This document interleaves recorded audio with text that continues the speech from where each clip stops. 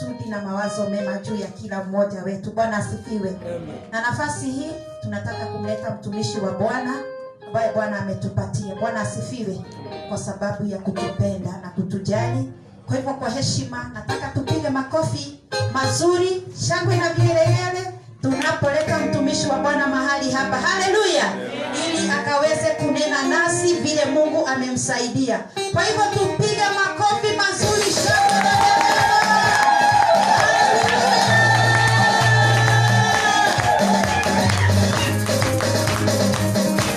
Haleluya. Bwana Yesu asifiwe. God is good and all the time. Wow, amen. Ino mkono wako tumbeleza Bwana kwa dakika moja. Mwambie tu Mungu, naomba unitembelee leo kwa ibada hii. Nena na moyo wangu Bwana.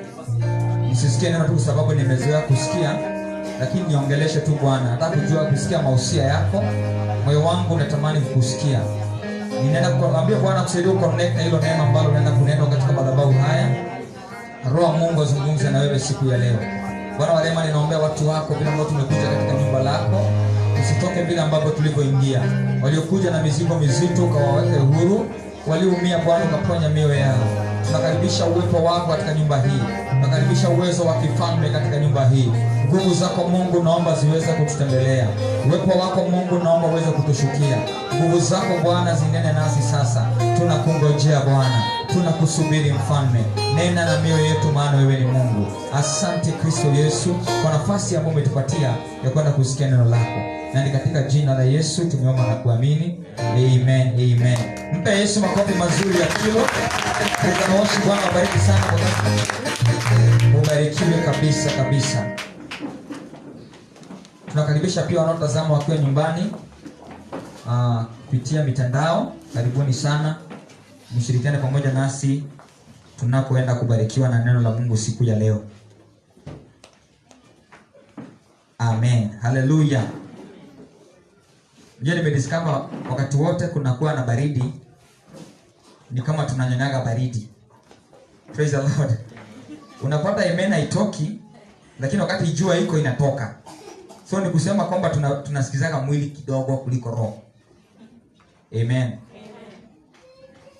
Paul aliambia Timotheo kuhubiri neno wakati unaofaa na wakati usiofaa.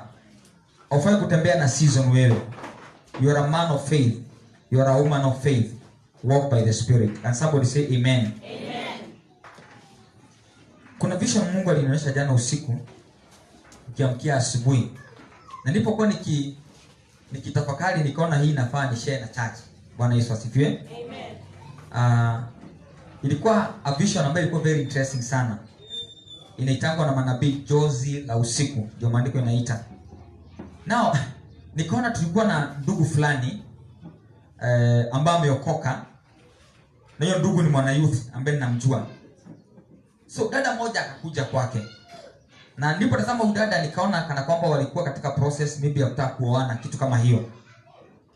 Na nilipokuwa nikiangalia ile ndoto nikaona kuna kitu kinataka kunifundisha na pia kunielimisha kwamba nielewe tunaishi katika enzi gani.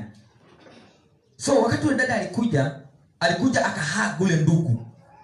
Wakahagiana hapo, mimi nikiwa nimesimama hapo. Kumbe udada alipokuwa kihag ule ndugu alipeleka mkono wake kwa mfuko. Alikuwa anataka kumtoa pesa. Na ya kumbe ndugu ashajua alikuwa ashatoa pesa mbele. Bwana Yesu asifiwe. So dada wakati aliziuma na vidole hivi, ndugu akawa ashachukua na hapa chini ya miguu akaziweka hapa na akafunika na miguu. So dada akasikia nilikuwa nimeshika pesa, lakini kuangalia hazioni. Ndugu kama mimi sina pesa yote, ni ufungue tu ziko kwa mkono, kwa mfuko. Dada akamwangalia akaona yeye hana kitu. Ndugu akaruka hapo, akapanua mguu hivi akachukua hizo pesa. Sasa kwa ndoto nikajiona mimi nikicheka nikisema, "Enye Yesu yu karibu kurudi, mambo ni mabaya siku hizi." Bwana Yesu asifiwe. So hilo ndoto likanifundisha Bwana, nikaona kama kuna information Mungu anataka kupasa kwangu ya kwamba nowadays watu wanakaa wakiwindana na kunyemeleana.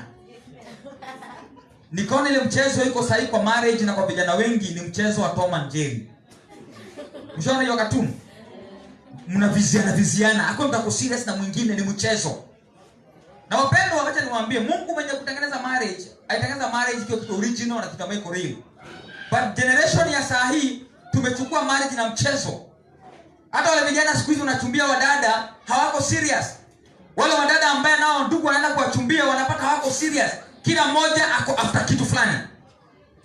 Dada anataka olewe na huyu ndugu because kuna benefit anataka kutoka kwake.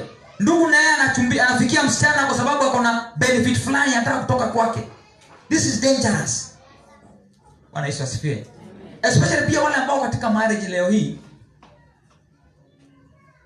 wanaishi pamoja, wengi hata wako na watoto, wanalala kitanda moja lakini hawaaminiani. Hello. Ndugu unapata ako na account kama 3 na mama ajui za bank. Wandugu wanatoka hapo wananunua plot Ngong, anunua plot Githurai, ananunua plot nyingine na dada hata ajui. Dada na yeye ako na mradi anaendeleza. Hizo vyombo zirusha maji zilikuwa sawa.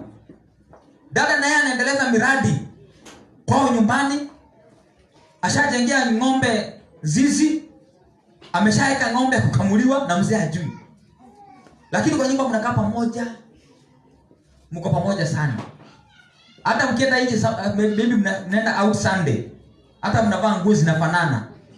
Na katoto pia mnaandika king, queen, prince. Lakini Mungu akiwaangalia anaona wakora. Bwana asifiwe. Maana hakuna mtu hata mmoja anaamini mwingine. Siku moja nikasikia wakitangaza kwa news wakasema serikali iko na 7 billion kwa bank unclaimed money, ambapo serikali inasema tafadhali hizi pesa mzikuchie. Hiyo ni kumaanisha nini? Kuna watu walisema pesa mamilioni, 3 million, 5 million, anaenda hakuambia mama, ama mama hakuambia mzee. And then something happens, kwa mtu akakufa. Watoto wanateseka na school fees, wanateseka na rent, na mzee alikuwa na pesa lakini alificha, mama hakumwambia. So hii ndoto ambao niliona usiku, ndio niliona kabisa ile mchezo iko kwa ndoa saa hizi. Hata mchezo pia kwa vijana na wasichana, lazima tuiache katika jina la Yesu, maana si ya Mungu. Hata kama hautaambia mke wako ile pesa uko nazo, mwambie niko na account Equity, niko na account Faulu, niko na kamradi, kuna ka profit niluanga Kitengela, title yake ndio hii, na umwandike next of kin. In case something happens, okay, it happens, but in case hiyo mali itakuwa ya huyo mke wako. Bwana Yesu asifiwe. Mchungaji mmoja akawa akitupatia hadithi, akatuambia baba yake aliwaachanga akiwa mdogo, akaenda akakula raha, akarudi nyumbani akiwa na 76 years. Na alikuja akiwa mgonjwa. Sasa maana mama alimfukuza, mama alikataa kukaa naye. Sema mtu alitoka kwa kijana ndio akiwa mzee sikai naye, akamkataa. Sasa kijana firstborn ambaye ni mchungaji, maana ule baba yake ilibidi akae na yeye. So akawa akitupatia hadithi na tuambia baba yake alikuwa anaamka 5, wanamsikia ameamuka, anaoga macho, hataka kwenda. Anamuuliza dadi, unataka kwenda wapi? Nenda kuwatafutia pesa. Nenda kufanya kazi niwaletee pesa. Abe dadi, kama ukitafuta pesa ukiwa kijana, saa hii utatafuta ukiwa umezeeka itatoka wapi? But mbona anasumbuka? Maana aliona alifail. Ile miaka alifaa kutumia na pesa hiyo asaidie vijana wake na familia yake, kwa sababu alifail. Sasa anajaribu kufix mambo lakini inakataa. So akafika mahali akagonjeka, wakamwadmit Kenyatta. Akakaa huko wiki mzima, melemewa na ugonjwa. Akapewa ruhusa after 1 week. Aliporudi nyumbani, asubuhi moja aliamuka akaambia mtumishi wake, huyo mtumishi wa Mungu, kijana yangu nimekumbuka. Nimekumbuka. Kamusa ni nini? Kuna shamba ilinunuaga Nyahururu 30 years ago. My God. Tafadhali nipelekeni huko kwa huyo mzee, maana hata ndiye ako na title yangu. Si. Pastor ndiye akajua hii ndio nafasi hii siachi. Akakomboa gari, ingia hapa. Wakaenda mpaka Nyahururu, wakapata yule mzee akasema, "Hata nimekuwa nikikutafuta. Shamba yako ndio hii, hata sijawahi kuuza." Juno shamba ya eka moja, mchungaji wakapata shamba. Ambaye mzee alikuwa ameiweka na amesahau. Na unasikia ako na 76 years. Later within a month, hiyo mzee akalala. So ni kama nikijiuliza, huyo mzee kama angelala bila kusema, hiyo shamba ingebaki yule mzee mwingine. So hii mambo ya kuchumbia na kufichiana, wapendwa, si ya Mungu. Lazima trust irudi kwa ndoa. Hello? Okay, hii si marriage couple, but maana nilifunuliwa, wacha nishare hii. Bwana asifiwe. Hii trust lazima irudi kwa ndoa, watu waaminiane. na watu wapendane. Bwana Yesu asifiwe. Ujue kwamba watoto wako in case watakuja kuteseka kwa sababu yako wewe, maana kuna vitu ulikuwa supposed ufanye na ulikataa. Ujue you will be responsible before God. Bwana Yesu asifiwe. Wale vijana ambao mjaoa, usitafute msichana kwa sababu ako na pesa. Yule msichana ako na kazi mzuri, hiyo mshahara yake ya 20,000 kiipangia itakuwa inanisaidia. Hiyo ni motive mbaya. Muoe kwa sababu unampenda na unataka kutengeneza nyumba na yeye. Dada, na wewe usitazame ndugu kwa sababu ni handsome. Akona tu kunywele tu Henley hapa. Hiyo ni plastic. Hiyo si ukibase marriage na ango hiyo utapotea. By the way, Paul, sorry to say this. Vijana wengi wanakuwa Henley, wanakuwa tufisi. Wakati nachana hiyo mambo, Bwana sifiwe. But oa kwa sababu unataka kuoa na umpendane. Hallelujah.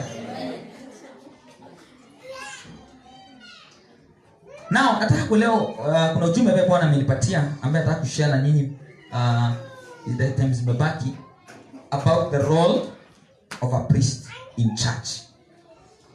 This is a powerful message ambayo Mungu alinipea this week. Na hiyo message ambayo Mungu alinipea mapema sana. Nyingi wanapewa Thursday, Friday huko. But hii nilipewa huko mwanzo wa wiki. Na ni neno ambalo ninakufunza na naamini kwamba tutaweza kubarikiwa. A role of a priest. Kazi ya kuhani ni gani kanisani? Who is a priest? A priest ni mtu ambaye ako ordained. Amesetiwa apart na God kwa kazi ya ukuhani. Kazi ya ukuhani ni hii ambayo tunafanya hapa kwa madhabahu. Kama hii nimesimama nikaombea sadaka na zaka, kuombea wagonjwa, kudedicate watoto, kubatiza watu, kushikanisha harusi, kuombea watu wa Mungu, deliverance. Hiyo ndio kazi ambayo tumeitiwa tuifanye katika nyumba la Bwana. That's a role of a priest. Na priest yote yule ambaye Mungu amemchagua huwa anampost mahali ili aendeleze hilo kazi ambalo Mungu alimuitia. Na kazi ya kwanza ambayo tunaitiagwa ni ya madhabahu. Mungu akamwambia Musa kazi kubwa na Haroni ya kwamba familia ya Haroni, maana nimewachagua ya makuhani, kazi yao kubwa ni kutunza madhabahu. Hakuna priest without an altar. Na hakuna altar without a priest. Huwezi ukawa separate. Huwezi kusema kwa sababu madhabahu iko hapa nitajiconnect na madhabahu lakini nijiconnect na man of God. Huwezi work. Man of God, Mungu anapoinua madhabahu anachukua mtumishi wake anamweka kwa hiyo madhabahu. So without a priest there's no altar. And without altar there's no priest. That's why what na advise watu, jaribu sana hata kama sadaka zako ama giving zako, toa mahali ambaye kuna madhabahu. Hiyo ndio inateteaga mtu. Bwana asifiwe. Madhabahu ndio tuanga manukato mazuri kwa Mungu. Madhabahu ndio Mungu anaisia. Mungu asiaga language ya altar. Na Mungu hajafanya kazi yote bila madhabahu. Maana hata yeye mwenyewe alianzisha huduma na madhabahu. Yeye ndiye alikuwa wa kwanza kutoa sacrifice kwa shamba la Edeni. Akachinja kondoo ndio atoe vazi avuke Adam na Eve. So God's a God of altar. Can somebody say amen? Amen. Na hata wachawi niposa wafanye kazi kwa maisha ya mtu, wanakuambiaga lazima ujiunganishe na hii madhabahu yake.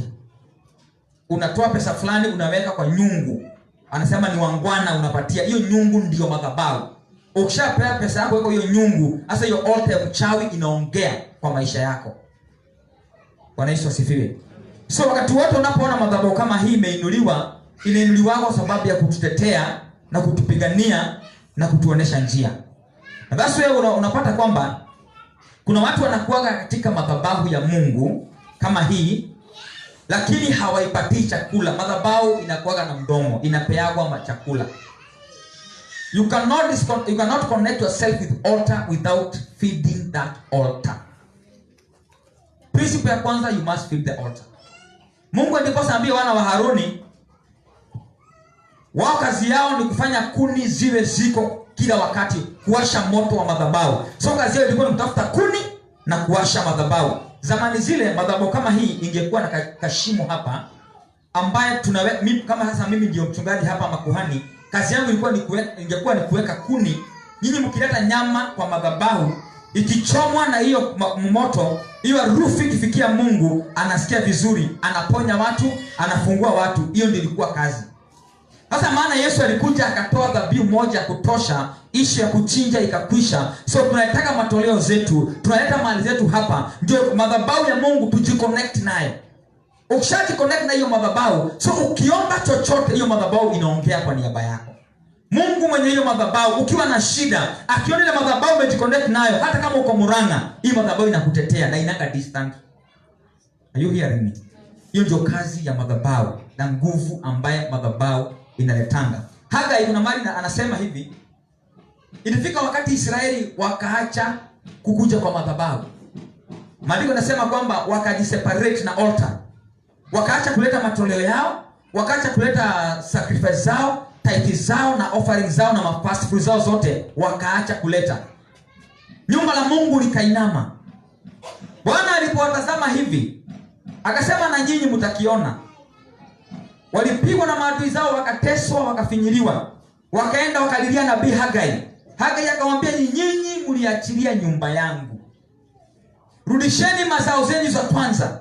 Rudisheni dhabihu zenu madhabahuni. Watumishi wameacha kazi, watumishi wameenda kulima. Na Mungu alikuwa anambia Musa, watumishi hawa familia ya Lawi ambao walikuwa ni makuhani wasifanye kazi yoyote, wao wakae kwa madhabahu. Kwa sababu Israeli walikotaa kuleta dhabihu zao, watumishi wakaacha kazi ya ukuhani, wakaenda kulima na kufanya kazi nyingine. Mungu naye akachapa Israeli.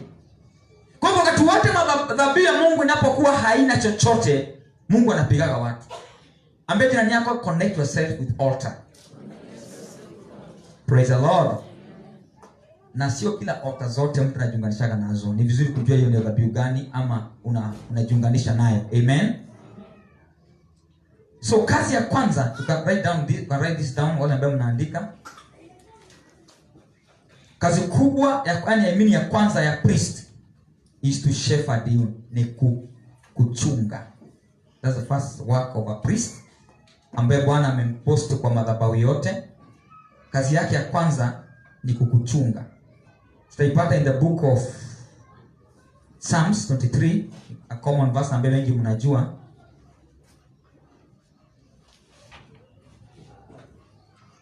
Psalms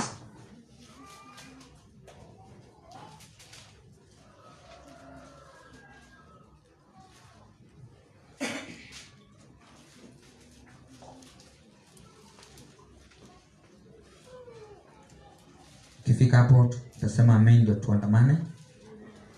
Psalms 23. Na tunapotafuta ningetaka kusema hivi, Sunday school yetu imeresume na watoto wanakuja. Kindly wazazi, tuanze kutuma watoto wetu na sadaka kwa Sunday school. Wanasifiwe. Fundisha mtoto wako how to give in the church, ndio sadaka yake iweze kumtetea anapogrow. Bwana asifiwe. Hiyo pia ni ibada kama hii. Na ibada hakuna ibada inakamilika without giving. So tupewa watoto sadaka next Sunday wanapokuja church. Amen. Now 23 nasema verse 1. Bwana ndiye mchungaji wangu, sitapungukiwa na kitu. Daudi anasema hivyo. Na tukiangalia neno utaona Mungu yeye ndiye anaanza kuwa mchungaji wetu kwanza. Alafu anapoteua a priest ama a pastor or a prophet, anampatia mandate ya kuwa mchungaji ya watoto wake.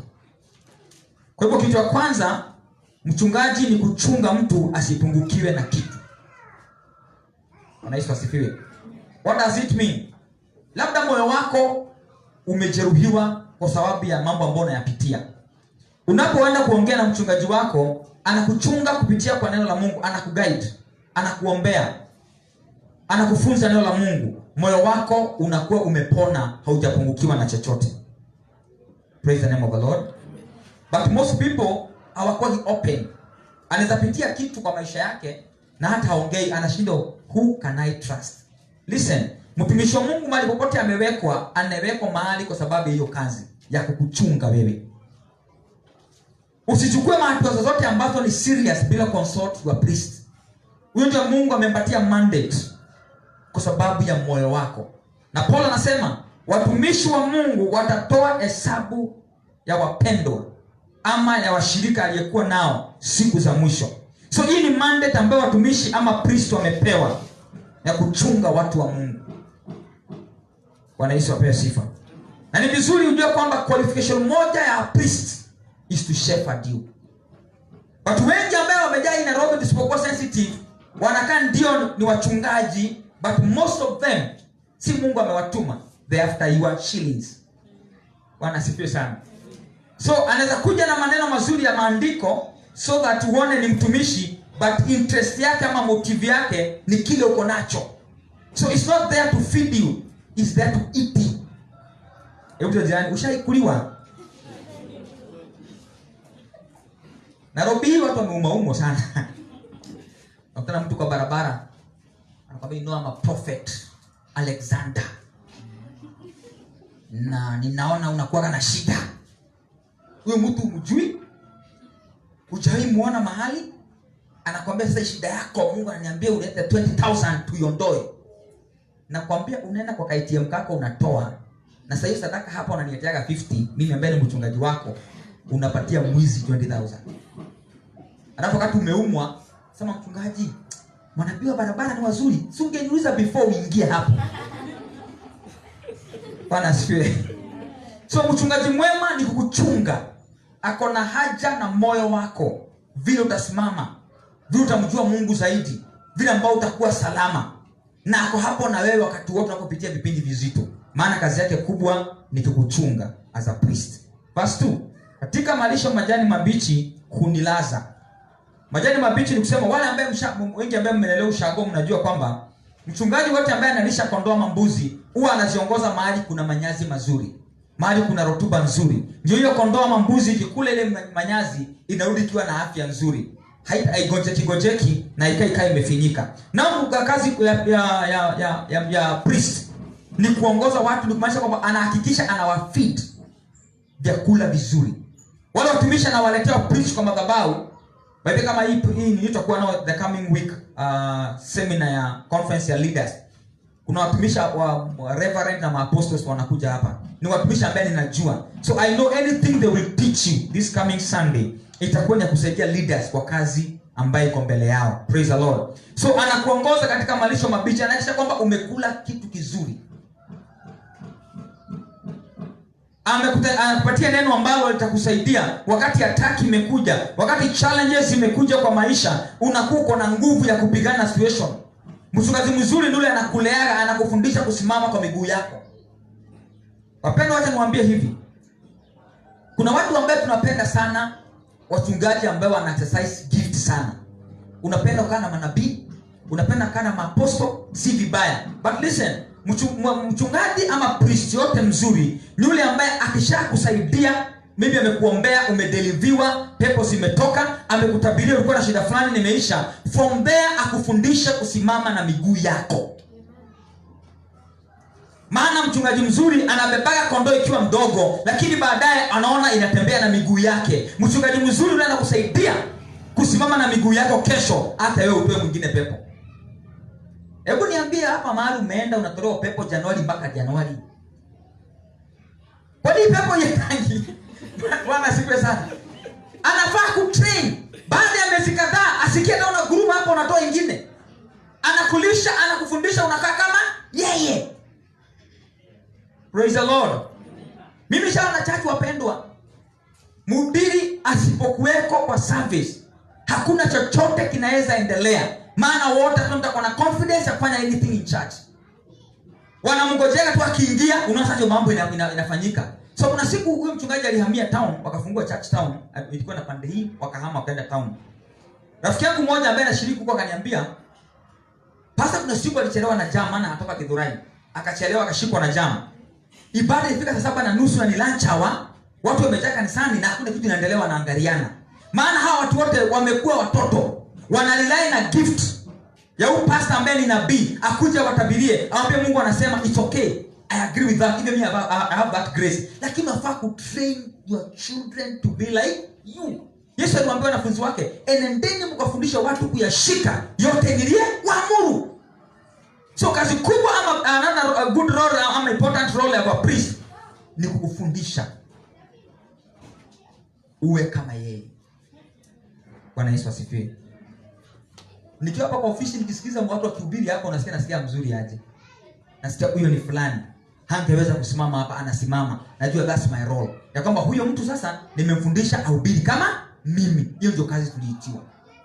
Hallelujah. Amen. So tumeona kazi nyingine ni kuongoza katika malisho majani mabichi. Kando ya maji ya utulivu kuniongoza. Maji ya utulivu sema ni maji ambayo haina mchafuko, haina wanyama, haina wadudu wanaweza affect kondoo. Maji ambayo imetulia. Ni kusema kwamba maji ukiangalia vizuri, Yesu amefanisha maji na neno. Maji ni uzima. Maji inaondoa kiu. Ni kusema kwamba kazi nyingine ya mtumishi wa Mungu ama priest ni kusaidia Wakristo kuweza kuwa na utulivu. Waweze kuwa na mahali ambayo wako pako safe. Wakiwa wamekaa hapo unasikia I'm comfortable. Hakuna kitu kinanisumbua, haushuku kama kuna kitu ambacho si kizuri, kwa sababu kile ambacho kinahubiriwa hapa kinakusaidia in your Christian life. Hiyo ndio kuongozwa katika maji yenye utulivu. Anakuongoza. Na mchungaji mwema ni yule ambaye anaongozaga mtu. Si watu wanaenda na kwa nyuma yao. Anakuongoza maana anajua hii maji ni mazuri na ile nyingine ni poisonous. So akikuongoza katika maji mazuri, unapokuja pale uko sure kwamba maji haya ni mazuri, maana a priest amekuwa pale mbele. Geukia jirani mwambie hauwezi ukaishi bila priest.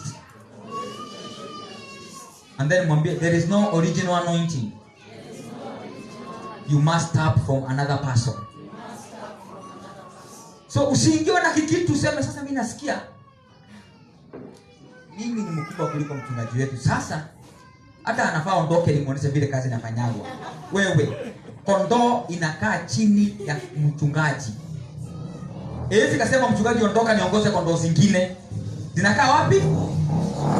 Chini ya mchungaji. Bwana Yesu asifiwe. Unihuisha nafsi yangu na kuniongoza katika njia za haki kwa ajili ya jina lake. Another work of a priest ni kuhuisha nafsi za watu na kuongoza katika njia za kweli. Yaani unapo preach the gospel, unaponena kila wakati hapo unapokuwa na meeting na watu wa Mungu, unahakikisha kwamba unawaongoza katika njia za haki na kuhubiria ukweli kila wakati. A priest ni mtu ambaye ha compromise the message so that apate kitu kutoka kwa watu. Ama atake kujustify kitu, ana choose the message for his own good. That's wrong. Preach the gospel as it is, so that watu wa Mungu waweze kujengwa katika foundation ya kweli. Na priest yote anajulikanaga ile message yote ana release ama kinachokisema kwa hiyo madhabahu kipelekane na neno la Mungu. Ndio watu wa Mungu wakae katika foundation ambayo ni ya kweli. Bwana Yesu asifiwe. Amen. Kuna mtumishi mmoja alipreach mahali akaambia watu sasa imefika season ya kuwa Goliath. Wakuje na ile kegova ya kupiga Goliath. Wapendwa walienda wakatafuta vitu za kurusha. Akamwambia nani mahali kwa kiwanja kila mtu apiga Goliath wa? Kijana mmoja alirusha hivi akarusha kapiga mtu hapa. Alikujua na polisi. So you see now aliwapoteza watu. Kwa hivyo ni vizuri kujua kama a priest lazima aongoze watu katika gospel of truth. Hiyo ni ya kwanza. Ya pili, the second one, a priest is your mentor. A priest is your mentor. Mtu ambaye anakushauri, anakuwa pale kwa sababu yako. Anakuwa a role model. Bwana Yesu asifiwe. Kama umekubali kuwa chini ya mtumishi fulani, lazima huyo mchungaji ukubali awe your mentor. Na don't be in the ministry na roho yako haiko hapo. You're wasting your time. Lazima uconnect na spirit ambayo iko na huyo mtu, so that aweze kukumentor na kuchukua to the next level. Usije ukadharau your mentor or your pastor. A priest anaweza kuwa maybe older than you. Na anaweza kuwa maybe younger than you. Usione kwa sababu labda ni mdogo kukuliko uanze kumdharau. Sasa kwanza niambia nini mimi niko na miaka mingi kuliko? Yes, Mungu aliona uko na miaka mingi na kukuchagua, alichagua huyo. So let that person be your mentor and honor that person. Ndio kile ambacho Mungu ameweka ndani yake kikusaidie. Ile shida iko na watu Nairobi hii ni madharau. Bwana asifiwe sana. Kwanza kama kuna mtu anakujua hapo mbeleni na usimame hapo bidize vizuri, Yesu, cheza. Sasa unasema cheza ni mjua hapa akiwa. Maana huko tumadhara tutoka huko. Tafadhali ondoa usaidike. Ambe jirani, tuondoe tu hizo madhara usaidike. Maana safari lazima tuheshimiane. Huyu jamaa kama huyu ni ungwana. Mambo Motela kuna siku alichekesha kwa radio KBC akisema hata kama ulikuwa unasoma na mtu na amekuwa MP ameheshimika, hapana za kumkumbusha ile mambo mkomo unafanyaga na ushago na mahindi huko, unamta kijina cha ushago. Huyu mtu ni mheshimiwa. Itaona hapo kama wengine bila wanavyomuita. Bali watu tunapata kwa sababu alikujua zamani, hata kuheshimu na wengine wanakuheshimu. Ushafanyika minister, ushafanyika governor. Lakini baadaye akuite jina heshima na mmemiti mahali kwa hoteli, unasikia anakuita kijina cha primary. Kuna watu wanakuwa na hiyo madharau. Bwana asifiwe. Ambaye jirani na hope si wewe ni mzuri. Hao wako kuja leo. Amen. So work of a priest ni kukumenta. Be open for your priest. Ndio aweze kukumenta. Mungu amemwanoint because of you. Bwana Yesu asifiwe. Kuna neno anaweza kuambia katika situation unapitia upate imekusaidia. A priest is your mentor. Thirdly, a work of a priest is to give you covering. Kazi nyingine ya tatu ni kukucover. Priest amepewa anointing ya kupatia watu wa Mungu covering. Covering ni vile za kwa maybe kuna nyesha, uko na umbrella, uko na jua, unatumia umbrella kujifunika hiyo jua. Hiyo ndio covering yako, ndio jua isikuchome. So kazi nyingine priest amepewa ni kukucover. Wakati wote unapojiconnect na madhabahu yote through your giving sacrifices, hiyo ni kusema kwamba honor that an altar. Na hiyo altar itapatia covering. But kama unakujaga church, tithe, you don't give your tithe, offering unatoa tu ni kama utaki, yani roho yako haiko hapo, hiyo madhabahu haitakukava. Utapigwa huko semaje, hiyo church nimekaa miaka 3 sibarikiagwi, unaanza kutupiga vita na ni wewe hauna covering. Hello. Ambaye jirani acha kuangalia pastor na hiyo macho. Unahitaji covering. Bwana asifiwe. Kuna dada nilikuwa nakaa na yeye. Nishapewa hadithi tena. Tumetoka church, hudumu vizuri. Akifika kwa nyumba tukifungulia TV, akiona DJs. Unasema sasa huyu ndio my spiritual father. Mimi namwangalia, simuongeleshi, tunakaa. Joel Hostin anakuja, sasa huyu pia. Sasa mtu kama huyo kwa sababu haheshimu a priest ambaye Mungu amempea, hiyo covering haiwezi kumkava. Yesu akasema, mahali hazina ya mtu iko, hapo ndipo roho yake inakuaga. Hazina ni what you have. Because una share na Mungu na mletea kwa madhabahu, roho yako inakuwa kwa madhabahu. Na hiyo madhabahu lazima kukave. But if you don't give that altar, atafanya nini? Atupaka mafuta, tuchukue ndoo ya anointing oil na kinaboni tupande juu kwa speaker, tukumwagilie. Tabaki tu umekauka. Bwana asifiwe. Ante lazima uwe na baba moja. Huyo baba moja ukiwa na yeye ndio utakuwa covered vizuri. Kuna watu Nairobi wamekataa kutulia kwa kanisa moja. Ako na chachi 4. Kwa wengine buruburu. Anda anakelea mkono huko. Anapasulia hiyo ana Kajiado, ako na pastor mwingine Kajiado. Yaani anga yako inakuwa confused mpaka Mungu anashindwa covering gani imeprotect huyu mtu. Hauna covering, utachanganyikiwa. Lazima uwe na baba mmoja ambao una submit kwake, ambao ni priest. Na hiyo neema amepewa, it will cover you. And somebody say amen. Amen. Kuna dada moja alikuwa kisha na mimi akaniambia ati alijiona kwa ndoto atakifukuzwa na watu na mishale. Ati akaona nimetokezea na nguo ya white, nikaanza kudili na hao watu walikuwa wanamkimbiza, nikawafukuza wote. What does it mean? Mungu anaonyesha kwamba ile challenges tunapitia, covering your priest is there to protect you. Hata kama mimi si yuko, anointing ambayo iko hapa itakukava. Kama kitambo ulikuwa na nyongwa na kusumbuliwa na mapepo, ukijiconnect na madhabahu kama hii ambayo umekuwa submitted kwake, hii madhabahu itakuprotect hata ukiwa umelala. Maana madhabahu inakuanga iko live. Naweza kuwa mimi pastor nimelala kwangu nimesinzia kabisa, lakini maana anointing ambayo iko hapa iko alive na ilali inatembea na wewe na inakukava. Huwezi patikana na mvua ya mapepo, huwezi patikana na mvua ya visirani, maana covering uko naye. But wengi wanatoka wanarudi. Wananyeshewa kidogo wanarudi. Juzi umemwacha covered, anakuja kesho amenyeshewa. Unakuza hii mvua imetoka wapi? Kumbe kuna nabii fulani alienda kwake na huku akapeleka dhabihu zingine huko, covering ikaondoka, akabaki kinyeshewa. Bwana asifiwe. Ambaye jirani, kaa chini ya covering mkavwe, sinyeshewe. Hii Nairobi mvua si mzuri na nyeshewa watu sana. Praise the Lord. Another thing, importance ya covering ni kwamba lazima unyonye what your spiritual father has. Kile ako nacho ndani yake, lazima uconnect. Kama mimi nahudumia na njia hii, praise the Lord, unafaa unyonye neema hiyo, uwe kama your spiritual father. Bwana asifiwe. Basi kwamba nakuangalia hapa ni mimi nimekulea, mimi nimekutrain, lakini kuangalia hapa ninaona Prophet Awol ndani yako. Utaniambia hiyo ulitoa hapo. Praise the Lord. Okay, si mbaya, ni mtumishi wa Mungu sipingi, but unafaa kuwa kile ambacho si mtakikula maharagwe anaeruka maharagwe. Kama nimekukava unafaa kuwa kama mimi. Sasa kwa nini naona umuilo kidogo? Kesho naona Apostle Nganga kidogo.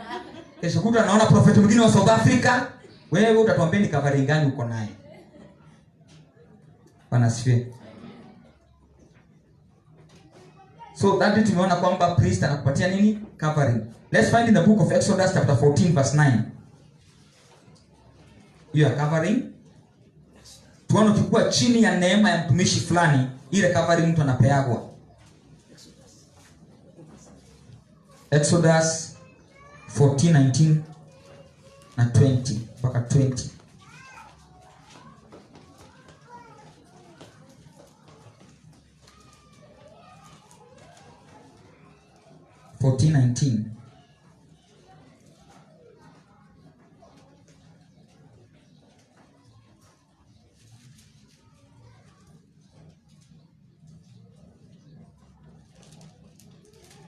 Ukifika hapo sema amen. Inasema kisha malaika wa Mungu aliyetangulia mbele la jeshi la Israeli akaondoka akaenda nyuma yao, na ile nguzo ya wingu ikaondoka hapo mbele yao ikasimama nyuma yao.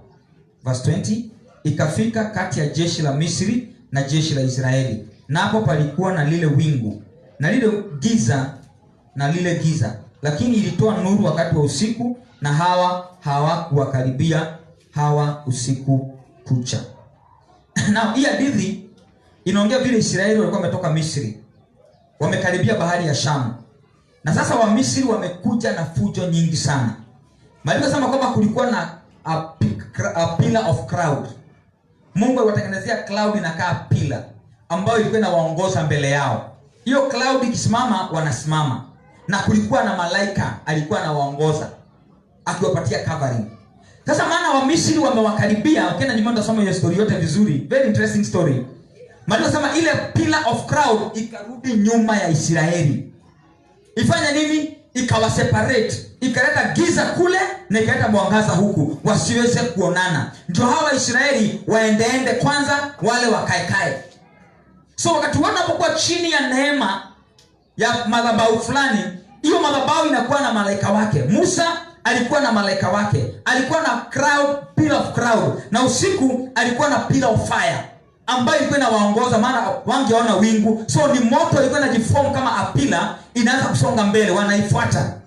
Hiyo ndio inawapatia covering, maana Moses alikuwa pale kama leader wao. So any ministry inapewa angel wa your ministry, inapewa covering, na hiyo covering inakuwa chini ya malaika fulani ambaye wanaongoza hao watu. Na all the time andiko imetuambia kwamba malaika huyo anakuwa mbele, but wakati vita imetokezea anarudi nyuma kufight na your enemies, wewe ukisonga mbele. So kila madhabahu iko na protector, iko na protection yake. Kila madhabahu iko na cover. covering yake. Na wote ambao wamejiunganisha na madhabahu ya Mungu na watumishi wa Mungu wako hapo kama Musa na wengine ambaye ni sisi ambaye tuko leo hii. Kitu ambacho kina happen, kuna malaika tunapeagwa wa kutulindia madhabahu. So wakati wote umeconnect na huyo mtumishi na umemfungulia moyo wako awe baba wako wa kiroho, kile ambacho kina happen, yule malaika aliyepewa wa covering anakukava pia wewe. Wamisri wakija kukuataka ambaye ni maadui, hao malaika wanarudi nyuma, wanapambana na wao, wanaleta confusion kwa kambi ya maadui zako. So ukitaka vita zingine zipungue kwa maisha yako, connect yourself with the altar. Na hiyo altar ndio mtumishi akojua hiyo altar. Si uheshimu hapa lakini uko na madharau na mtumishi. Praise the Lord. Ninaanzia mtumishi na madhabahu. Ndio yule malaika amepewa. Huwezi kumuona hii macho aweza kukutetea.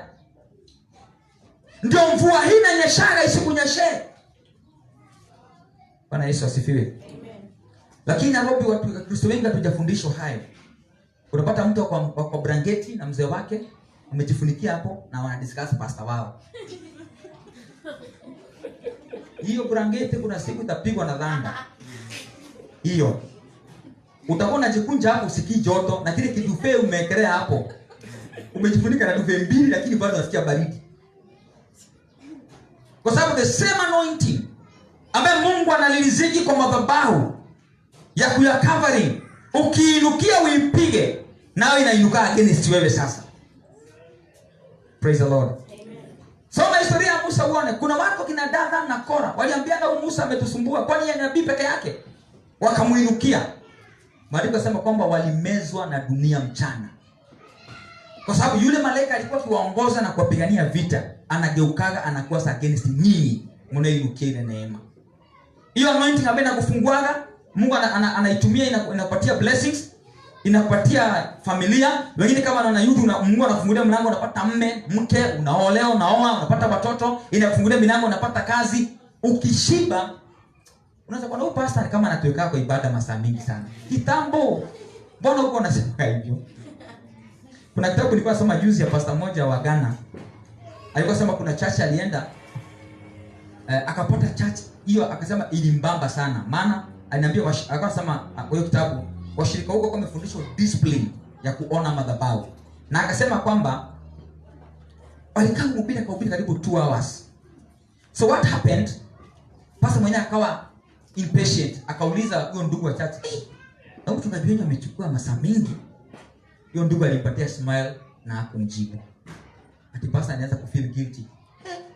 Watu basi mimi nimekosea kumuuliza. Wamefundishwa discipline ya kutoongea against the altar. Wako trained. Maana wanajua as long as wako chini ya hiyo umbrella, ukiraise against the same umbrella, it will eat you.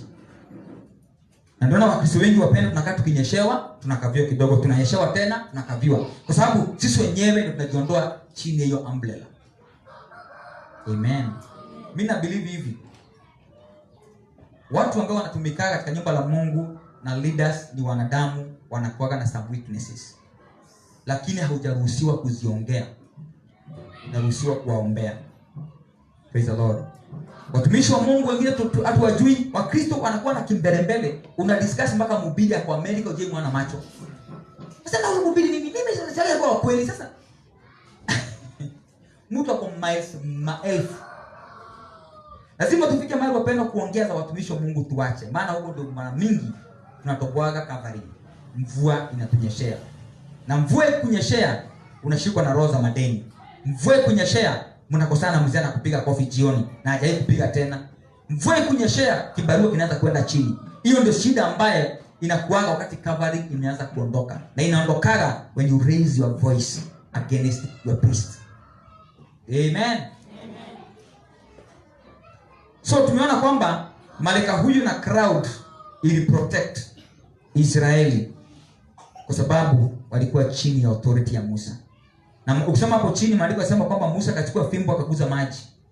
Mungu alikuwa na uwezo wa kusema maji gawanyika bila Musa. Lakini kwa nini aliambia Musa guza? Ndio Israeli waone kwamba ni by through the grace ambayo kwa Moses. That's why hii yote inafanyika. Let me assure you Church of Christ today. Kuna vitu Mungu haizi akafanya bila watumishi wake. Hao ndio ordained. Wamepakwa mafuta. kwa sababu ya kazi ya ukuhani. Lakini si kazi yetu kusema na mtumishi siku hizi ni kama anaona kidogo ni kama anakula pesa zetu sana. Bwana asifiwe. Okay, nikuulize swali tu. Unaziletaka tupeleke wapi? Ni swali. Jioni tunaambia malaika kuja uchukue uzipeleke mbinguni. Yes. Tuambiane ukweli. Mungu aliambia kuhani akule kwa madhabahu? Yes. Ijapokuwa tukurani zote zinaingia kwa huduma pia. Are we together? Amen. Na okay, kama mchungaji wako mimi huko nyumbani je kuambia, mimi nakwambia priest hiyo ndio kazi yake. Na listen to me. Wakati wote unapoleta sadaka yako, tithe yako, matoleo yako, kuna watu mnasemanga hivi, and you agree with me. Kwetu kumekuwa na kifo ambayo imekuwa tunakufa every year mwezi fulani. Unaleta sacrifice ya kuondoa kifo. Unaleta hapa. Unataka nani abebe hiyo kifo? Bwana asifiwe. Maana mchungaji ile neema ako nayo na mafuta ako nayo, akikula hiyo kifo yako inakufa kwenye itapatikana tena. Maana ako ordained by God. Na sasa nawaambia wapendwa nyinyi ambao mnakuwa ashari na mnafanya kazi ya huduma. Tafadhali. Usije ukapewa kitu ya kupeleka kanisani ukaiguza urudishe kesho. Kwa sababu kile utakula cha hawa watu, heri ukope kwa Mshwari, msimuonage Safaricom. Lakini usikule ambayo imetolewa na watu kuleta katika nyumba la Mungu. Maana kile utakula unakula kifo chao, magonjwa yao, laana zao, and you are not anointed for that. Hiyo itakumeza. Bwana asifiwe. Haleluya. Amen. Ambe jirani watumishi wameruhusiwa kukula kifo za watu. Vifo za watu. Na magonjwa na malaana. Hizi tunasikulaga na zinakufa. Anasifiwe. So hawa watu ni watu wa kipekee sana. Na unajua watumishi wa Mungu ndio au peke yako, the priest ndio wameruhusiwa na Bible kuondolea watu laana. Hakuna mtu mwingine. Yakobo anasimama na rani Ruben. Kumlani kama mtoto wake firstborn. Musa anatokelezea 430 years later ana bless Ruben na Ruben anabarikiwa. Bwana Yesu asifiwe. So a lot of a priest ni kubless na kuondolea watu curses. So watu wanafaa kuheshimiwa sana. Na inafaa ukisikia mtu anadiscuss about your priest utetemeke. Kwa sababu huyo mtu si mtu wa kawaida for information. Hatukwagi watu wa kawaida. Hata kama nimevaa koti kama wewe. Unaona nimevaa mask kama wewe saa zingine. Niko na bibi kama vile uko na bibi. Niko na watoto kama vile uko na watoto. Unaangalia mtu ameshinda na nini? Wewe hatutoshani. Kuna neema niko nayo hauna. Bwana asifiwe. Amen. Leo nimesema niwahubirie hiyo ngumu leo, si ndio? Injili leo ni ngumu sana. Fourth one. Another work of a priest is to give us direction. Kazi ya nne ambaye kuhani anakuwa nayo ni kutupatia mwelekeo. Wakati watu wako na giza, hawajui wafanye nini, anawapatia direction. Let's go in the book of Exodus, the same book, 14:21 and 22. Year 2:14.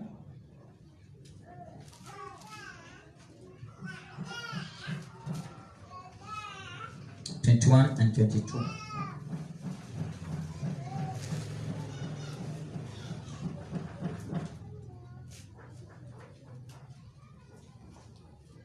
Amen. Inasema Musa akanyosha mkono wake juu ya bahari. Bwana akaifanya bahari irudi nyuma kwa upepo wa nguvu utakao mashariki. Usiku kucha akaifanya bahari kuwa nchi kavu, maji yakagawanyika. Wana wa Israeli wakaenda ndani kati ya bahari katika nchi kavu, nayo maji yalikuwa ukuta kwao, mkono wa kuume na mkono wa kushoto. Amen. Hapa ni wakati Israeli wamekaribia bahari. Bahari kwa hiyo siku ilikuwa ni wakati ambao inakuwa imejaa. Wakiangalia nyuma wa Misri wanakuja, mbele bahari imejaa na hakuna boat ama meli za kuwavukisha. Wamechanganyikiwa, wamekuwa stranded in desert. Wakati walimulilia Musa alichukua fimbo akagonga maji. Bwana akasababisha upepo utoke mashariki, ukaja ukagonga ile bahari, ukaitawanyisha, ukasimama upande wa kushoto na wa kulia. Israeli wakapita katika nchi kavu, mahali pamekauka, maji kwa ukuta pande hii na ukuta pande hii, wakapita katikati. Musa akawapatia direction baada ya wao kushindwa watafanya nini. So another role of a priest is to give people direction. Tunaenda kwa maombi, tunawaambia na Mungu vile tutakavyosema, tunawaambia Mungu anasema hivi. Tunahubiri neno la Mungu, tunakupatia njia ambayo unafaa kuifuata kama mshirika ama kama mpendwa, ndio maisha yako iwe na mwelekeo. Wengine mnakuwa stagnant kwa maisha yenu kwa muda mrefu, haujui fanya nini. When you come to a priest, anakuombea, baada ya kuombea anakuguide, anakupatia neno. Hilo neno ukimove nalo linakupatia direction. Maana Musa aliguza maji akamwambia hapa ndipo pako na maji. Mtumishi, watu ambaye wameaminiwa na Mungu huduma na wamepewa anointing, wakutengenezea njia mahali ambaye hakuna njia. Wanaongea mambo inafanyika, maana they are anointed for that. Amen. Bwana Yesu asifiwe. Amen. Musa ile fimbo yake tu ya kawaida kama priest, alipogusa maji njia ikapatikana hapo. So watumishi wa Mungu, watu ambaye utakuwa umesumbuka for many years, umetafuta kazi, umeshindwa kufanya nini, unakuja kwake na kumwambia from today enda upate hiyo kazi. Hata haombi, just ana speak word. Ukienda kazi inafunguka. Ukienda uponyaji unaonekana. Mambo yanakuwa mazuri, maana yeye ndiye ako anointed by God kukupatia direction. And somebody say amen. Amen. Yesu huduma yake ilikuwa the same. Yesu hakuwa na shida kuombea watu wengi, alikuwa anaongea neno, anasema na ina happen. Maana alikuwa ordained as our high priest. Na sisi kama priest wengine ambao tuko chini ya Kristo, ambaye ametupaka mafuta na ametuachia kazi yake, tuko submitted kwake. Tunapoongea anaitimiza kama our higher priest. Bwana Yesu asifiwe. Ya 5,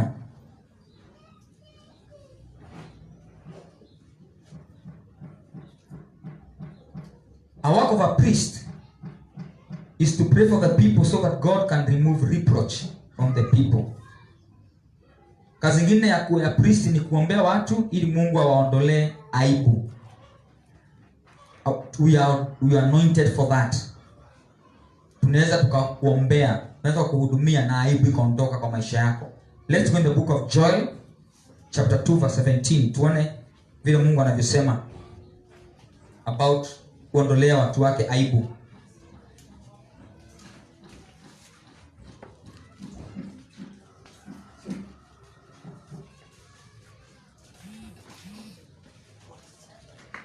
Joel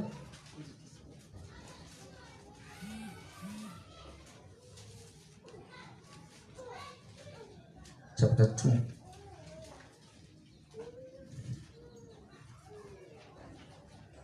verse 17.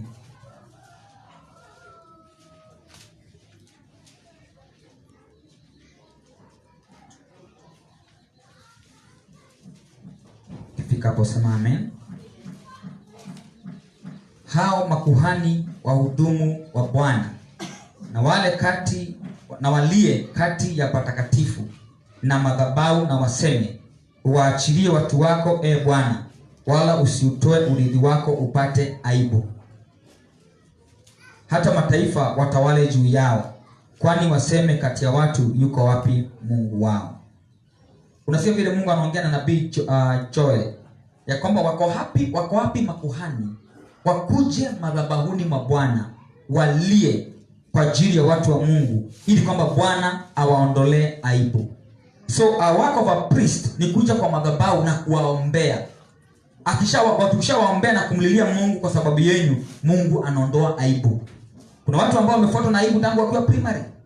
Watu wamefuatwa na aibu nyingine ambayo hawaachiliagi, roho ya uzamani imekufuata mahali popote unapoenda na kuaibisha. Kila wakati kujaribu kujiondoa hiyo aibu hauwezi. Kazi ya kuhani ni kuombea na Mungu anaondoa hiyo aibu. Bwana Yesu asifiwe. So these men of God, let's honor them. Ni watu ambao Bwana amewapatia kazi nzito sana na nzuri pia. Amen.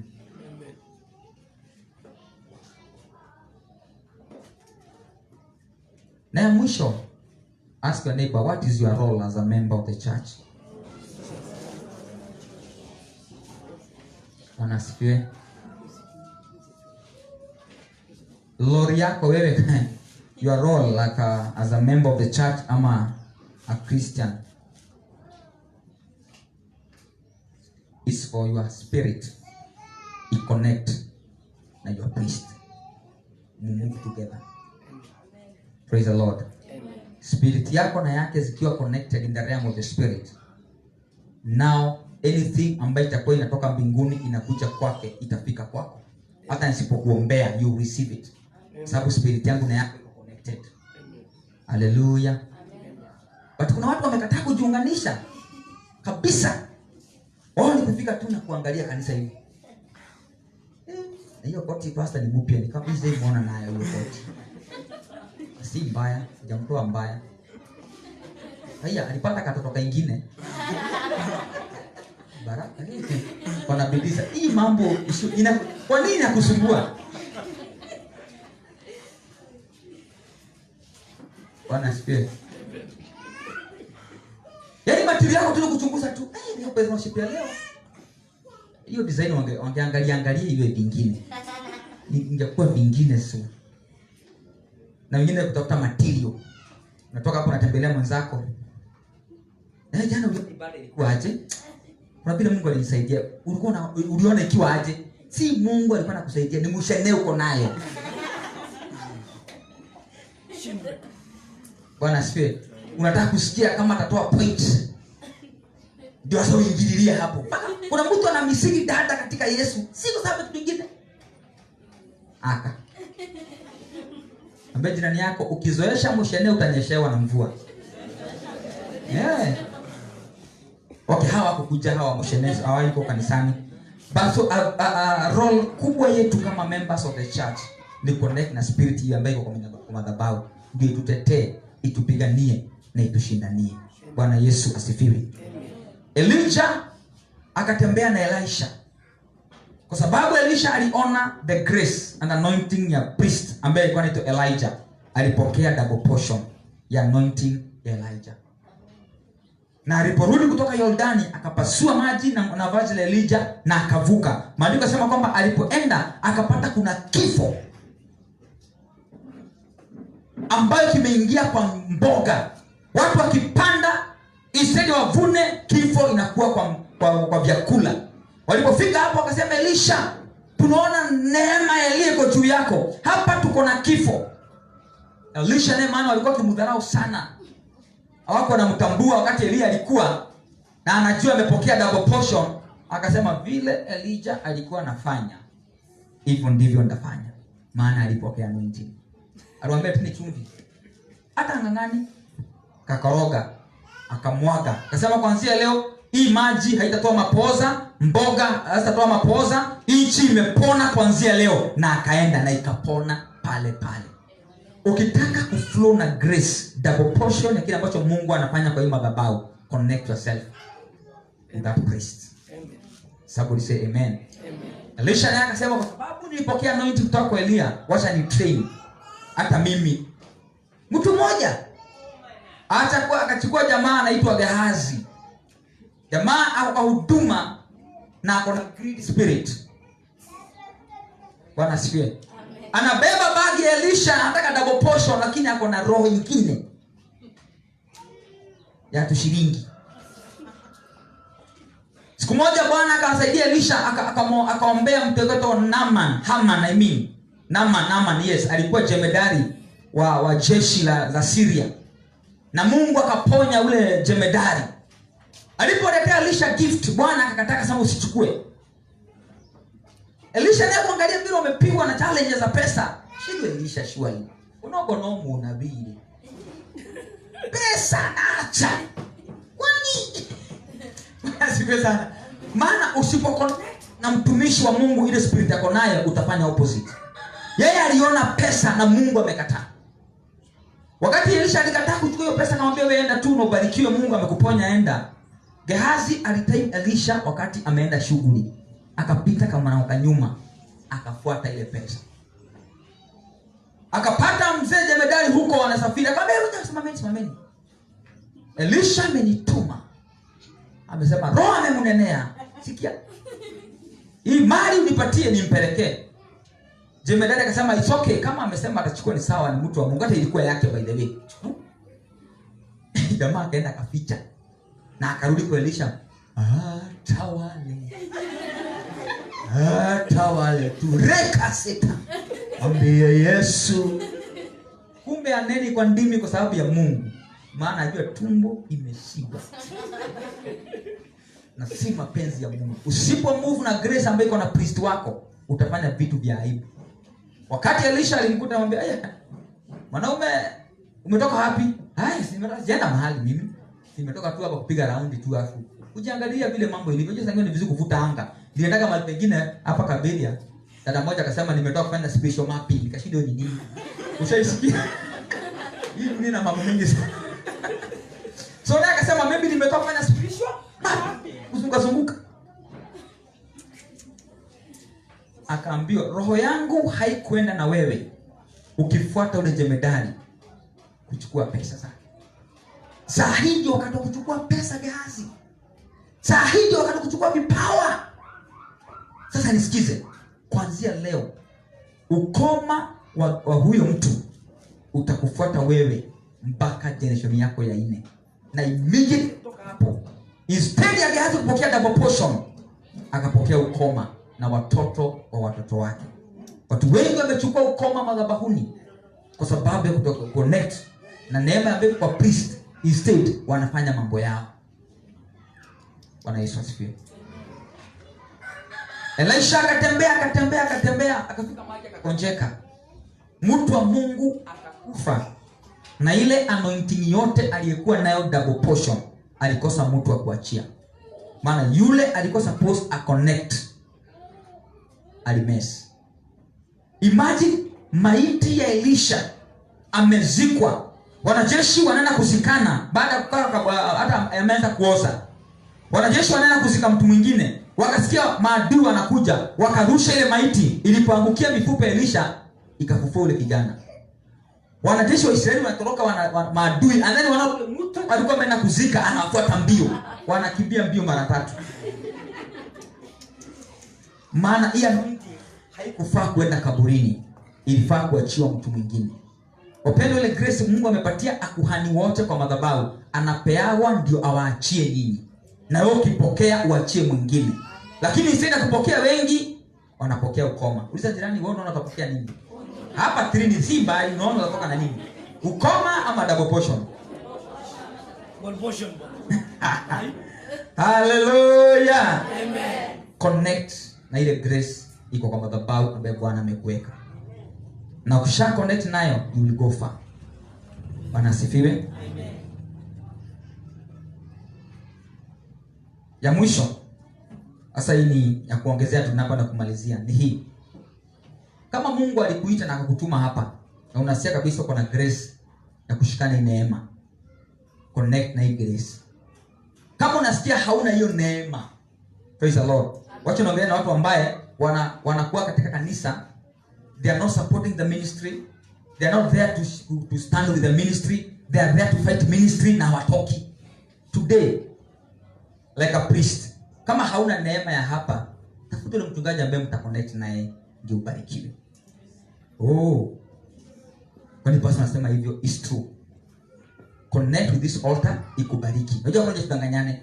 Uiconnect na hii madhabahu itakubless. Ukifight itakufight. So maana sitaki ufightiwe na altar, connect with this altar ikubless. Amen. Hiyo ndio process. Hey, hallelujah. Amen. Kama ni kuimba umepewa neema ya kuimba, imba kabisa. Wacha kuimba kana kwamba ni mtu unaimbia. Unapiga simu, Claire leo nasikia roho anasaidia ukaa kwa nyumba. Wewe kaa kwa nyumba kabisa. Bwana asifiwe. Unajua umeaminiwa kazi fulani, wewe unakuja kufanya huduma fulani, wewe unakuja kulembesha hii kanisa, ama unakuja kufanya kitu fulani kwa huduma, hutaki kukuja na hujashikwa na shughuli, na wewe si mgonjwa. Unajua hii mwaka sijaona kama wananitambua. Wacha nikose kwenda, wajue kuna kitu nafanyaga. Sasa kwa nini ulijiingiza kwa hiyo kazi? Si ungeacha. Bwana asifiwe. Na wengine wanakuwa na trope nyingine. Ati Mungu nasikia ananituma kina ng'ombe. nikapeleke message huko, pastor can you pray for me? Siwezi kuombea. Kwanza leta message hapa kwa baba yako, aipime, mukae na yeye ajue kama hiyo message ya Mungu ama si ya Mungu. Nipime kwanza hiyo roho. Unaweza kuenda mahali ukakelewa mkono ukaambukiza roho nyingine. Nimesema leo injili leo ni ngumu. Anasifiwe. Kuna wakati baba anafikaga, Yohana alisema hivi in the book of Revelation, akaambiwa na ule wazee mmoja kati ya wazee 24, akamwambia, akamuonesha kitabu ambacho kilikuwa kimeandikwa mambo fulani ya siri. Lakini kitabu mbinguni ukakosekana mtu wa kuifungua. Malaika wakakosekana, hakuna hata mmoja Facebook alidea kufungua hiyo kitabu. Wazee wote 24 wakastuka. Viumbe hai wanne wote wakanyamaza. Yohana kuangalia mbinguni yote kumejaa moshi na hakuna mtu amejitokeza kufungua kitabu. Alianza kulia. Akaambiwa na wazee mmoja kati ya wale wazee 24, Yohana usilie. Kuna mmoja, tribe of Judah, jina lake ni Yesu, amequalify kufungua hiyo kitabu.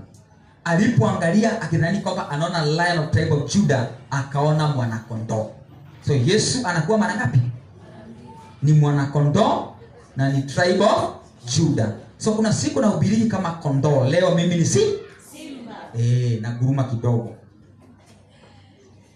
Kwa hivyo ninakwambia hivi, kama umeamua kumtumikia Mungu, mtumikie na moyo wako wote. Kama uko kwa kwaya, imba na moyo wako wote. Na usiwe na kaungwana. Atiruka kama goti ndio kanaruka hivi tu. Ruka kana kwamba ni Mungu unarukia. Church pekee ndio mahali ambapo kuna jaga wangwana. Na wangwana hawa ni wanafiki. Bwana asifiwe. Ukimpata kwa nyumba akiosha nyumba utajua huyo si huyo unaona kanisa. Anadansiki huku dance in case hiyo video kachukuliwa na malaika achukue akurushie. Utamuuliza, "Fulani ni wewe ninakuwa." Kama ni kuimbia Mungu, muimbie kwa moyo wako wote. Kama ni kupreach na moyo wako wote. Kama kuja kuosha church, osha na moyo wako wote na passion. Pastor aone akose kuona, do it. Praise the Lord. Kama ni kuimba, imba vizuri na moyo wako wote. Ukijua kwamba si mchungaji unaimbia, ni Mungu aliye juu. Na Bwana akiona motive wako iko right, lazima akubless. Amen. Na wale ambao watatembea under this grace, maisha yao huwa haikauki. Bwana asifiwe. Amen. Jana nilienda kutembelea ndugu mwingine as I finish. Kwa na shana mke wangu. Huyo ndugu aliokoka zamani sana, 1987 kwa crusade ya Bonke. Tukaenda kumwona ndugu mwingine wamepiga yeye sana.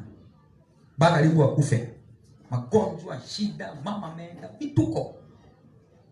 Nilimwangalia nikamwambia, my brother, listen to me.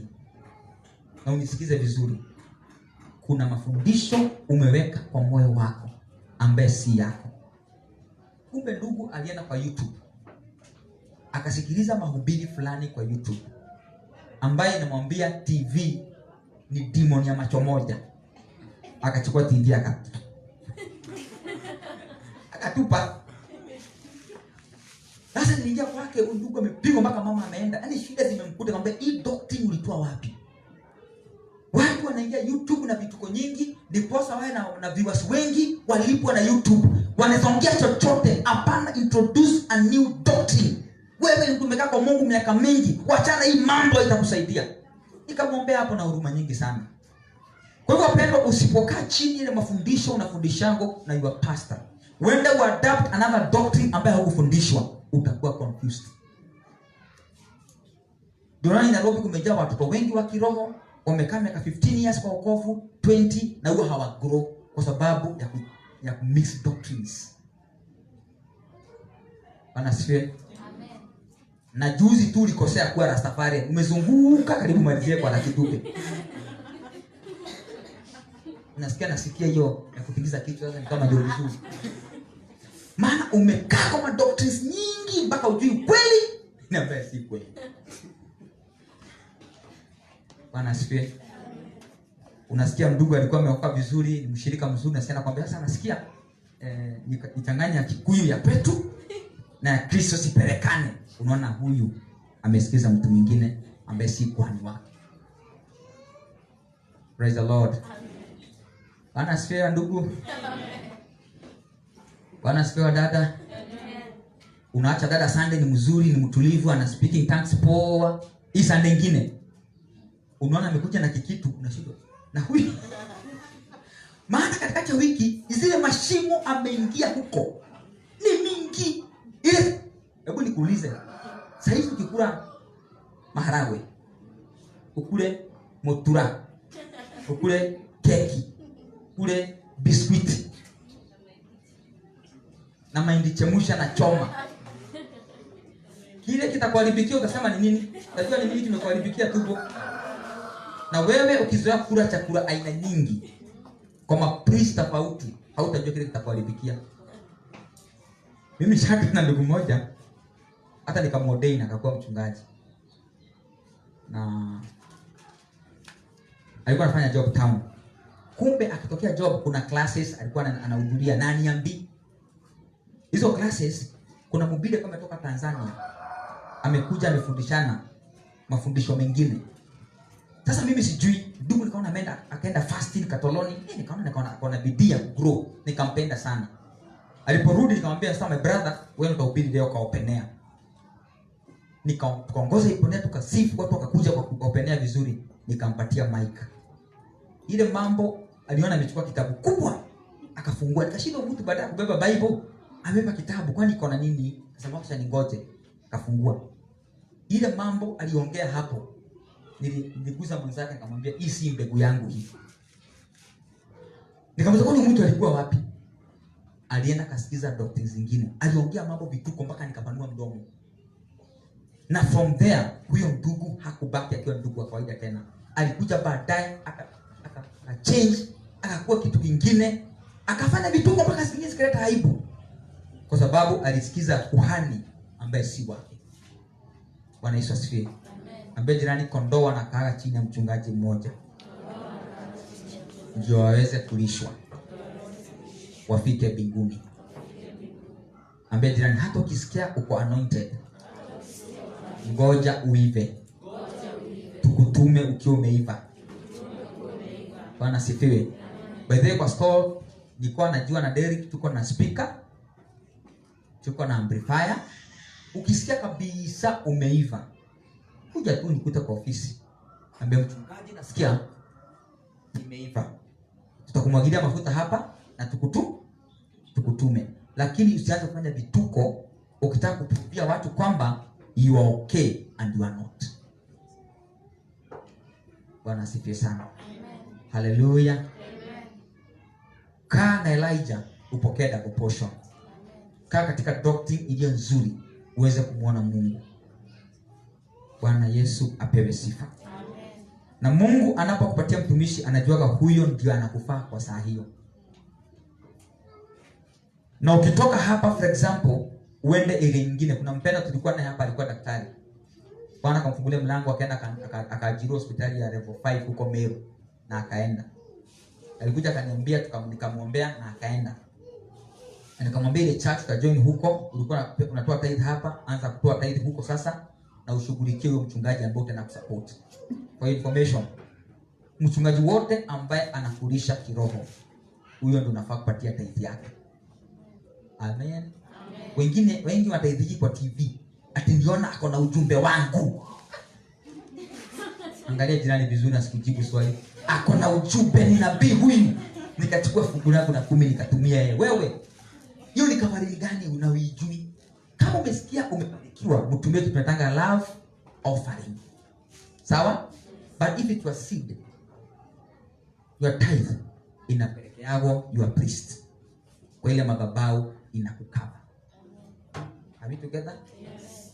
Ingine ukitoka hapa uende area nyingine, itakuwa advice go there and support that pastor and give your tithe there. Maana huyo ndiye anakulisha saa hiyo. Ukiwa hapa Trinity leta wapi? Hapa. Hapana tuma kwa mhubiri wako ushago. Mhubiri wako ushago umekaa naye mwaka mzima mjaionana na yeye. Ule anakulisha kiroho ni huyu mko naye Nairobi. You supposed to tithe to that pastor. Huyo ushago kama unaenda kunitembelea utampeleka kama nini? A gift. Pastor umesema ukweli. Amen. I'm a thanksgiving. Praise the name of the Lord. So, support the ministry, the altar ambayo uko ndani yake saa hiyo. So that, na hii ndio protocol ambayo Mungu anatumiaga. Ukikiuka, unajipeleka jangwani wewe peke yako. Amen. Bwana Yesu asifiwe. Kama unasikia uko na kipawa unaweza lipuka, kuja tu niambie, pastor, nasikia kulipuka. Nikusaidie kulipuka na njia nzuri. Bwana asifiwe. Amen. Haleluya. Kuna mmoja alilipukaga siku moja, nikamkosa church, nikamwambia, mama fulani, kwani ulikuwa wapi church? Nilisikia Mungu ameniongelesha. Nikatafuta church ya kwanza nikakosa. Sasa nikajua huyu anatafuta, anaambia Mungu nisaidie kule nitaenda. Ati Bwana kanituma Gashui. Nikapeleka ujumbe huko. Najua hii mbegu si hapa. Natukukaa na yeye. Kwa sababu roho yote ambayo ina submit kwa priest, hata priest mwenyewe ana feelingi, hii ni mbegu yangu. Kile anafundisha ndiko ndani ya huyo mtu. Bwana Yesu asifiwe. Okay, wacha nisiende zaidi ya hapo. Nimesaidia kuongea hivyo. Bado utanipenda? Haleluya. Amen. Ambia jirani yako, Yesu ni Bwana. Yesu ni Bwana. Mwambie unaenda kupokea double portion. Hautapokea mapigo kama Gehazi. Bwana Yesu asifiwe. Amen. Na let me say this. Ukiwa submit kwa mchungaji wote ule, unaweza hata inuka ukaenda mpaka zaidi yake. Are we together?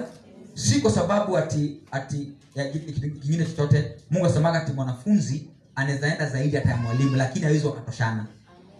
Mungu anaweza inua Boni for example saizi aende Ngong, ama mahali ataenda Makamau tuwafungulie church, na kama ni muoga sana mumuombe atakuja kuwa pastor, lakini ni muoga. Tumtume kama Isiri ama Kayole. Amen. So tukifungua huko kama wahubiri na church iwe kama na watu 5,000. But the right nasema bado asubmit kwa mchungaji ambaye labda kwa na 100. Huyo ndio bado priest wake. Hiyo ndio protocol. Nigerians na wapendea hivi. Hata akiinuka ainuke aje. Yule mtu aliyemlea akamwelekeza katika huduma, akienda kwake, you see how they honor the men of God. But sisi tukiinuka tunapigaga hao ambao tuko na wao sasa. Huyo mchungaji hata neema ako nao, mimi kama niko nao zaidi. Na ni baba yako shwari. Sasa tunapata tumepotea kwa sababu hatuna hekima ya kiroho. Na hiyo nimeongea na nyinyi, the wisdom ya Mungu. Amen. Amen. Mpe Yesu makofi mazuri unaposimama mbele za Bwana. Hallelujah. Nataka tulilize wale ambao wako nyumbani wanatazama kwa YouTube ama kwa Facebook, tuwaombe blessings ili tuweze kuomba baada ya hapo. Baba, tunasema ni asante kwa kila aliyotazama kupitia kwa mtandao huu. Tunamwombea baraka zako. Msaidie ufahamu huu muingie, aweze kuwa submit kwa priest, ili Bwana mtu huyu aweze kugrow na kufikia lengo lake Bwana. Yule aliyetoka chini ya umbrella yote ile, msaidie aweze kurudi na ajiconnecta na mtumishi ambaye Mungu alimpatia ili aweze kukua na kupendeze wewe. Pokea sifa, heshima na sifa zote Baba. Na ni katika jina la Yesu Kristo tumeomba na hata kuamini. Amen. Mtazamaji wetu, Bwana kubariki sana na Bwana kulinde in Jesus name.